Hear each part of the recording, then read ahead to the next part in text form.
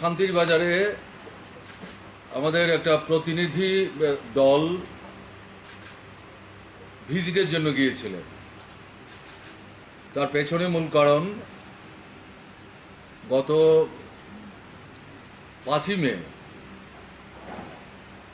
মহামতি কার্ল মার্কসের জন্মের 204 বছর পূর্তি উপলক্ষে ত্রিপুরার বিভিন্ন জায়গার মতো শান্তির বাজারে 3 বছরের বেশি সময় ধরে যে পার্টি অফিসটা বন্ধ, তার সামনে তার একটা ছবি রেখে ফুল মালা দিয়ে শ্রদ্ধা জানিয়েছিলেন। এরপর তারা বাড়িতে ফিরে যাওয়ার পর যারাই এই অনুষ্ঠানে অংশগ্রহণ করেছিলেন বাছাই করে করে তাদের প্রত্যেকের বাড়িতে, এবং এর মধ্যে বিশেষ করে একটু নেতৃস্থানীয় যারা, তাদের উপরও দৈহিক আক্রমণ সংঘটিত করে এবং হাসপাতালে যাওয়ার মতো কোনো সাহায্য সহযোগিতা তারা পাচ্ছিলেন না। শেষ পর্যন্ত এখান থেকে বাদলবাবুরা যোগাযোগ করেন, পুলিশ গিয়ে একজনকে হাসপাতালে নিয়ে যান, কিন্তু হাসপাতালে থ্রেটেন্ড হন, ফলে সেখান থেকে সূর্য উদয় হওয়ার আগেই পালিয়ে চলে আসেন। এগুলি সমস্ত শোনার পর আমাদের মনে হয়েছে যে এদের সাথে আমাদের সাক্ষাৎ করা দরকার। তো আজকে আমরা সেখানে যাই। কালকে ডাইরেক্টর জেনারেল অফ পুলিশ তাকে আমাদের এই যে ভিজিটটা হবে আগাম জানানো হয়, এবং কারা কারা যাবেন সেটাও আমরা উল্লেখ করি। আগরতলা থেকে কটার সময় আমরা বেরোবো সেটাও আমরা উল্লেখ করি। আমাদের অন্য কোনো প্রোগ্রাম ছিল না, এবং চিঠিতে পরিষ্কারভাবেই বলা হয়েছিল যে এই যে আক্রমণ হলো, শাসক দলের কর্মীরাই আক্রমণ করেছেন। আক্রান্ত পরিবারগুলোর সাথে কিছু কিছু, সব না, কারণ গ্রামের ভেতরে পরিবার আছে, আমরা সাক্ষাৎ করতে যাব। এখন আপনারা যেটা ভালো বুঝেন ব্যবস্থা নেবেন। তো আমরা সকালবেলা রওনা হয়েছি। আমাদের সঙ্গে আমাদের এই টিমের মধ্যে ছিলেন বাদল চৌধুরী, নারায়ণকর প্রাক্তন রাজ্যসভার সদস্য, আমাদের পার্টি নেতা, এবং ওই এলাকাটাতে পার্টি ইত্যাদি দেখবার ক্ষেত্রে তার একটা বিশেষ দায়িত্বও আছে। সুধন দাস বিধায়ক। এর বাইরে আমরা যখন গেলাম, গিয়ে দেখলাম আমাদের দক্ষিণ জেলার সম্পাদক বাসুদেব মজুমদার, সদ্য প্রাক্তন বিধায়ক। তারপর সেখানে আমি দেখলাম যে তাপস দত্ত, উদয়পুর বিলোনিয়া মহকুমার সম্পাদক, পরীক্ষিত মোরাসি, যে এডিসির মেম্বার ছিল, এক্সিকিউটিভ মেম্বার ছিল, রিগিং করে এবার তাকে হারিয়ে দিল। সঙ্গে আরও অন্যান্য ছিল, সবাইকে তো আর আমি চিনতে পারিনি। তো এরকম জায়গায় আমরা যখন শান্তির বাজারে ঢুকলাম, ডাক বাংলাটা যেখানে আছে তার রাস্তার দুদিকে দেখলাম হাতে কালো পতাকা নিয়ে সেখানে লোকজন দাঁড়িয়ে স্লোগান দিচ্ছেন, এবং গো ব্যাক। মেইন স্লোগান হচ্ছে মানিক সরকার, তারপরে নিশ্চয়ই বাদল যদির নামটা উল্লেখ করেছে, কারণ আমি তো ক্রস করে চলে যাচ্ছি সামনের দিকে। একটু গাড়ি প্রসিড করার পর, কারণ নির্দিষ্ট বাড়িগুলি আমি চিনি না, দেখলাম যারা রাস্তার দুই দিক থেকে এই স্লোগান দিচ্ছিল খুব উত্তেজিতভাবে, তারা এসে আমাদের গাড়িগুলি আটকাবার চেষ্টা করলো। কিছুক্ষণ পর আমাদের সামনে বাদলবাবুর গাড়ি ছিল, কিছুক্ষণ পর পুলিশ অফিসার আসলেন, এসে আমাদের অনুরোধ করলেন যে আপনারা নেমে আসুন, যেই বাড়িতে যেতে চান সেখানে আমরা নিয়ে যাব। আমরা গেলাম, এবং এই তুমুল যে বলা যায় যে খুব অ্যাগ্রেসিভ যে বিক্ষোভ তারা দেখাচ্ছিলেন, তার মাঝখান দিয়েই আমরা অত্যন্ত শান্তভাবেই এগিয়ে যাওয়ার চেষ্টা করি। যেই বাড়িটিতে আমরা গেলাম, এই বিক্ষোভকারীরা সেই বাড়িতেই আবার ঢুকে যাওয়ার চেষ্টা করছিল। তো যাই হোক, তাদের বাড়ির দরজাও আটকে দেয়, পুলিশও বোধহয় সেখানে বাধারাধা দেয়। শেষ পর্যন্ত আমরা শুরু করি। তাদের কাছ থেকে সেদিনের ঘটনা আনুপার্বিক জানার চেষ্টা করছিলাম। তো ধরুন মিনিট 10-15 কথাবার্তা বলার পর শান্তিরবাজার থানার যিনি ওসি, সেই ভদ্রলোক আসলেন, এসে হাত জোর করে দাঁড়িয়ে বললেন যে এরপরে যে বাড়িটিতে আপনাদের যাওয়ার কথা ওখানে তো আপনাদের নিয়ে যাওয়া কঠিন হয়ে যাবে। তো আমি তো ব্যাপারটা বুঝে উঠতে পারছি না সেই বাড়িটা কোথায়, কী ব্যাপার। তারপরে বাদলবাবু আছেন, আমাদের অন্যান্য নেতৃত্ব আছেন, তারা জানতে চাইলেন কেন, কি সমস্যা হবে। বলে না, ওখানে তো গাড়ি নিয়ে যাওয়ার সমস্যা, এবং যে মুড অফ দিস পিপল এটা এমন একটা জায়গায় চলে যাচ্ছে যে নিয়ন্ত্রণ করা খুব কঠিন হবে, যে কোনো ধরনের ঘটনা ঘটে যেতে পারে। আর গাড়ি নিয়ে গেলে গাড়িতে ঘুরিয়ে আনার সমস্যা হবে। তখন আমাদের বন্ধুরা বললেন ঠিক আছে আমরা হেঁটেই যাব। কিন্তু পুলিশ অফিসার তিনি হাত জোর করে অত্যন্ত বিনয়ের সাথে বারবার বলছেন এই ঝুঁকিটা আমাদের নিতে বলবেন না। আমরা তো বলা যায় যে একটু ঝুঁকি নিয়েই অনেক দিন পর শান্তির বাজারে আপনারা আসবেন, আমরা কিন্তু এই প্রোগ্রামটা করার ক্ষেত্রে ভূমিকা নিয়েছি। সব জায়গায় যেতে না পারলেও অন্তত একটা বাড়িতে আপনারা আসতে পারলেন, আমাদেরকে অন্তত সাহায্য করুন, আর এর বাইরে যাতে কোনো ঘটনা ঘটতে না পারে। যাই হোক, আমাদের পার্টির নেতারা কথাবার্তা বললেন, বাদলবাবু কথাবার্তা বললেন। এই পরিস্থিতিতে আমাদের নেতৃত্ব খুব ধীরস্থিরভাবেই তারা এটা উপলব্ধি করলেন যে পুলিশ যেখানে অনুরোধ করছে বারবার, তারাই নিয়ে যেতে সাহস পাচ্ছে না। এরকম পরিস্থিতিতে আমরা যদি যাওয়ার চেষ্টা করি, গাড়িতে যাই আর হেঁটে যাই, কোনো ঘটনা ঘটলে পরে তো সমস্ত দায়টা আমাদের কাছেই চাপাবে। কেমন এই পরিস্থিতিতে বলছে ঠিক আছে, আপনারা যখন বলছেন আপনাদের অনুরোধ তো আমরা অপেক্ষা করতে পারবো না, অলরাইট, আপনারা আমাদের যখন নিয়ে যেতে পারবেন না আমরা যাচ্ছি না। কিছুক্ষণ পরে দারোগাবু এসে বললেন চলুন, আমরা গাড়ি ঘুরিয়ে ফেলেছি। বাদলবাবু বারবারই বলছিলেন এই যে রাস্তার উপরে এই হট্টগোলটা চলছে এটা পরিষ্কার করুন। বলে না, অসুবিধা হবে না, আমরা নিয়ে যাব। তো আমি সবার সামনে আমরা বেরোচ্ছি, মূল রাস্তা থেকে একটু নিচে বেরোতে গিয়ে দেখলাম প্রচণ্ড রকম ভাবে সেখান থেকে ঢিল পাটকেল আসতে শুরু করলো। আপনার ব্রিক ব্যাটস, স্টোন চিপস, তারপরে আপনার জলের বোতল, ডিম, লাঠি, এগুলি তারা ছুঁড়ে ছুঁড়ে মারছিল। কারোর হাতে, কারোর বুকে, কারোর মাথায়, কারোর পিঠে এগুলো পড়ছিল। তো পুলিশের গায়েও পড়ছিল। তো আমি এগিয়ে রাস্তাটা উঠে আমি তখন বললাম, একটু জোরে সোরে আমি বলছিলাম, আরে পুলিশকে কেন তোমরা আক্রমণ করছো? তারা তো এসছে আমাদের প্রোগ্রামটা সাহায্য করার জন্য। তোমাদের যদি আক্রমণই করতে হয়, বাহাদুরি দেখাতে হয়, আমরা তো দাঁড়িয়ে আছি, মারো না, আমাদেরই মারো, হাত তুলে আমি বলছি, মারো আমাদেরকে, এভাবেই বলছি।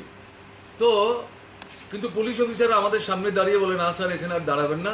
আমাদের আস্তে আস্তে তারা নিয়ে গাড়ি তুলবার চেষ্টা করলেন, এবং চারিদিক থেকে ঢিল পাটকেল এগুলি আসছিল। তো এই যে ঘটনাটা ঘটলো, আমরা কিন্তু এখানে শান্তির বাজার থানার দারোগাবাবু ছাড়া জেলার উচ্চ পর্যায়ে কোনো পুলিশ অফিসারকে আমাদের সাথে কথা বলতে যেতে দেখিনি। তাহলে কালকে আমরা ডিজিকে চিঠি দিয়েছি, কে যাবো আমরা উল্লেখ করেছি, কোথায় যাবো আমরা উল্লেখ করেছি, কেন যাবো আমরা উল্লেখ করেছি। এবং সবচেয়ে বড় কথা হচ্ছে এই সাউথ জেলাতেই এর আগেও মুহুরীপুরে এই ধরনের আক্রান্ত মানুষকে দেখতে যাওয়ার মুখে রাস্তায় পুলিশ অনুরোধ করে আমাদের যাওয়াটা বাতিল করতে, প্রায় বলা যায় অনুরোধ করে আমাদের বাধ্য করেন, ওখানে যাওয়াই যাচ্ছে না। তাহলে এর একটা গ্যাপে গিয়ে আজকে যখন আমরা গেলাম, এটা তো অন্তত পুলিশের উচ্চ স্তরের কারুর না কারুর সেখানে উপস্থিত থাকা দরকার ছিল, কথা বলা দরকার ছিল। কে যাচ্ছেন আমরা তো নামটাম উল্লেখ করে দিয়েছি। আমরা দেখলাম আমাদের সামনে কেউ আসছে না, বারবারই ওই থানার যে ওসি ভদ্রলোক তাকে পাঠিয়ে দিচ্ছেন, বাকিদের তো আমরা চিনিও না। তো সেও ঢিল পাটকেল খাচ্ছিল, আমরা লক্ষ্য করছিলাম। এটা আমাদের কাছে যেটা মনে হয়েছে যে পুলিশের ঊর্ধ্বতন মহল থেকে, জেলা স্তর থেকে, এবং আমি বলবো হেডকোয়ার্টার থেকে এই চিঠি পাওয়ার পর যে ধরনের ইনস্ট্রাকশন এই প্রোগ্রামটা যাতে স্মুথলি করে বেরিয়ে আসতে পারে ডেলিগেশন, তার জন্য যা দেওয়া উচিত ছিল তারা করেননি, এবং এটা মনে হচ্ছে উদ্দেশ্যমূলক আমি বলতে পারি। কারণ আমি এখানে ফিরে এসে শুনলাম ওখানকার ঘটনা, যখন এই সোশ্যাল মিডিয়াতে কিছু কিছু দেখছিলেন, আমাদের পার্টির সম্পাদক গৌতম দাস তিনি এখানকার ডিজির সঙ্গে কথা বলার চেষ্টা করছিলেন, ডিআইজির সঙ্গে কথা বলার চেষ্টা করছিলেন, এবং তার পরিচয় দিয়ে, কিন্তু কেউ ফোন তুলছিল না। তাতে গিয়ে ওখানকার স্থানীয় ঘটনা, পুলিশের ঊর্ধ্বতন মহলের এবং এখানকার যে পুলিশের ঊর্ধ্বতন মহলের যে মানে ভূমিকা, এই দুটা মিলালে পরে মনে হচ্ছে যে গোটা জিনিসটাই পরিকল্পিত। এই থানেদার যে সাধারণ নিম্ন পর্যায়ের একজন পুলিশ অফিসার, তাকে সামনে ঠেলে দিয়ে বাকিরা তামসা দেখার চেষ্টা করছিল, আমি বলতে বাধ্য হচ্ছি। এখন প্রশ্ন হচ্ছে, এই ঘটনাগুলি না বললে পরে আপনারা হয়তো ব্যাপারটা বুঝতেই পারতেন না, তার জন্য আমি ঘটনাটা বললাম। আমি পেছন দিকে নিয়ে যাব। বিধানসভার সর্বশেষ অধিবেশন হয়েছে মার্চ মাসে, এটা বাজেট সেশন হচ্ছিল, যদিও স্বল্প সময়ে। তাতে ত্রিপুরায় ককবরক ভাষা শহীদ ধনঞ্জয় ত্রিপুরা,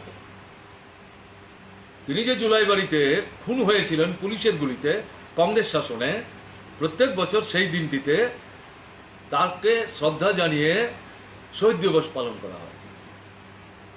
সেই দিনে এই অনুষ্ঠানে অংশগ্রহণ করবার জন্যে বাদল চৌধুরী বিলুনিয়া থেকে যাচ্ছিলেন, সেই গ্রামটাতে তিনি আক্রান্ত হয়েছিলেন।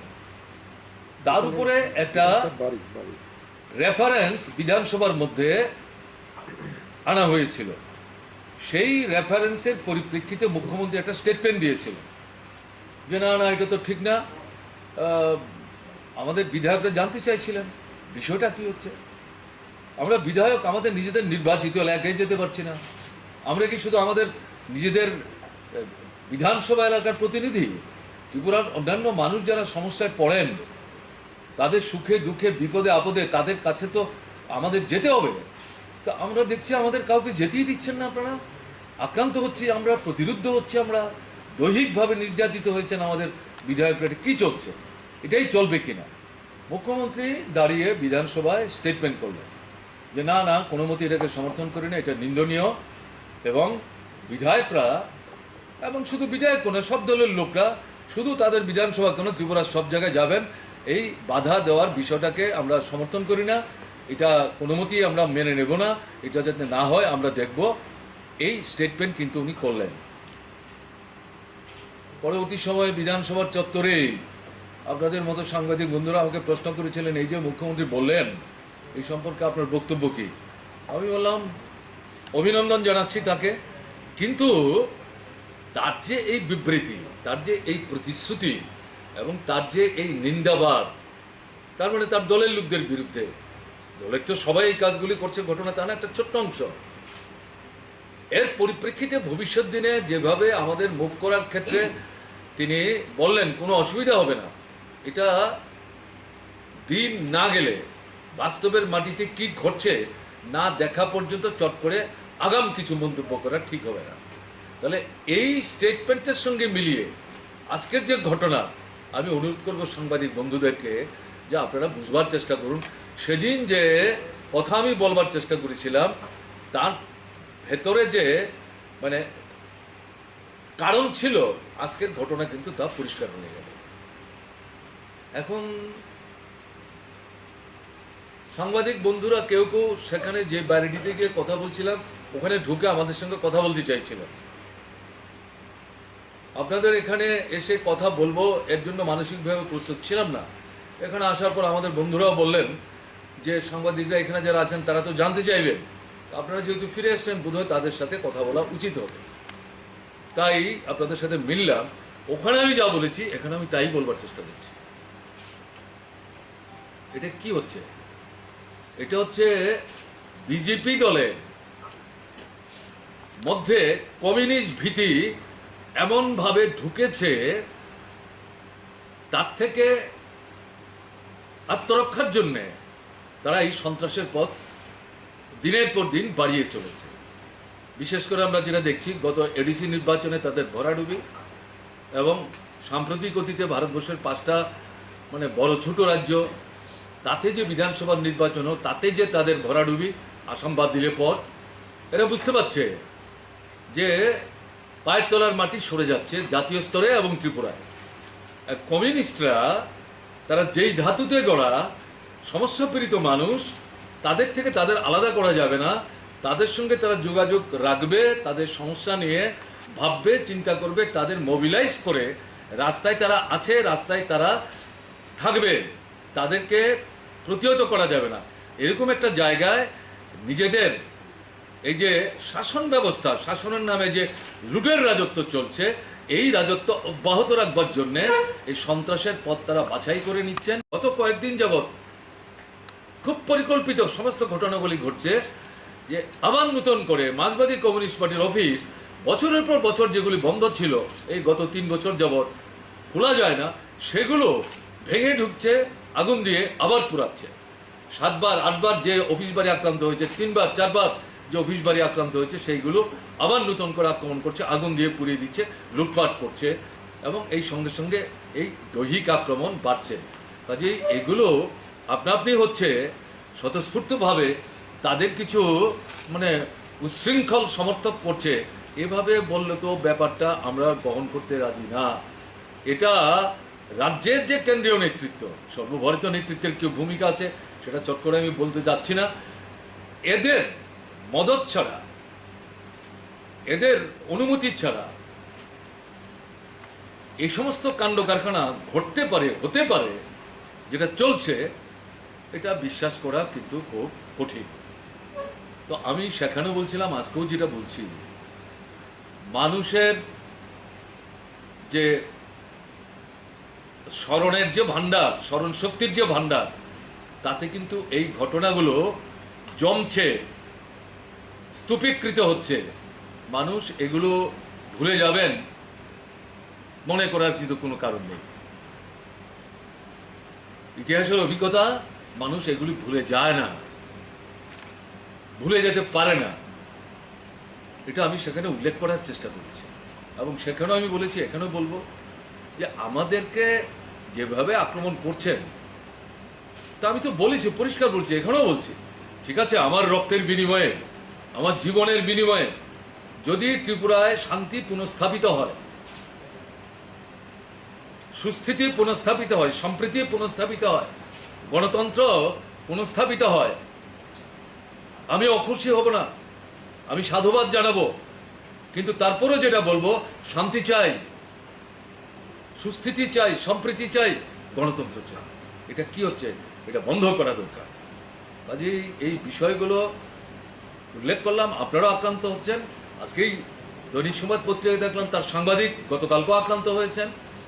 তো এই যে চলছে, এইভাবেই চলবে, এটা তো মানে মানুষের কিন্তু ধৈর্যের একটা সীমা থাকবে। কাজেই এটা শাসক দলের বোঝা দরকার। আর পুলিশের ঊর্ধ্বতন মহলের একটা অংশ যে দুর্বলতা দেখাচ্ছেন, এটা কিন্তু তাদের মুখে চুনকালি লাগছে। এই ত্রিপুরার মানুষের মধ্যেই কিন্তু তাদের কাজ করতে হবে, তাদেরও কিন্তু উপলব্ধির মধ্যে ব্যাপারটা রাখা দরকার। আমরা পারলাম না, আক্রান্ত মানুষ, এবং যে ভদ্রলোকের বাড়িতে যেতে আমাদের মানে পুলিশ আপত্তি করলেন, তার সঙ্গে যখন আমাদের বন্ধুরা কথা বলছেন, হাউ হাউ করে তিনি কাঁদছিলেন। এই আপনার এই যে ফোন, মুঠিফোনে আসছিল যে আমাকে যে ক্ষতবিক্ষত করলো, বাড়িটাকে শেষ করে দিল, আপনারা আসলেন, আমাকে একটু দেখতে আসতে পারবেন না। তখন তাকে বুঝিয়ে বলার চেষ্টা করছিলেন বাসুদেব মজুমদার যে পরিস্থিতি এখানে যা, যেভাবে পুলিশ বলছে, আমরা তো দেখবার জন্যই আসছিলাম, কিন্তু আমরা তো এই জায়গাটাতে এমন একটা পরিস্থিতির সম্মুখীন, জোর করে তো কিছু আমরা বলতে পারছি না, পারলাম না তো আমরা।